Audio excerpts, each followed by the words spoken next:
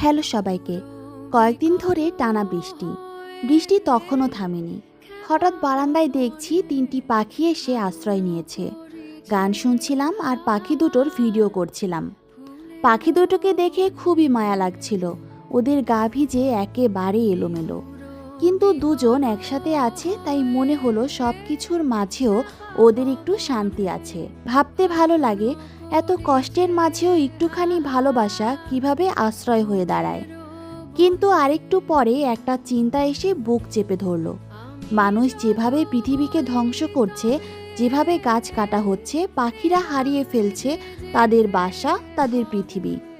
ওদের জায়গাটা বাঁচিয়ে রাখা শুধু দয়া নয়, আমাদের দায়িত্ব। আমরা যত্ন নিলে একদিন সব প্রাণী খুঁজে পাবে তাদের হারিয়ে যাওয়া ঠিকানা। নিজেদের জন্য কিন্তু গাছপালা অত্যন্ত দরকার, এই পৃথিবীকে বাঁচিয়ে রাখার জন্য হলেও দরকার। তাই গাছ লাগান আর পরিবেশকে সুস্থ স্বাভাবিক রাখুন। আজ এ পর্যন্তই। টাটা।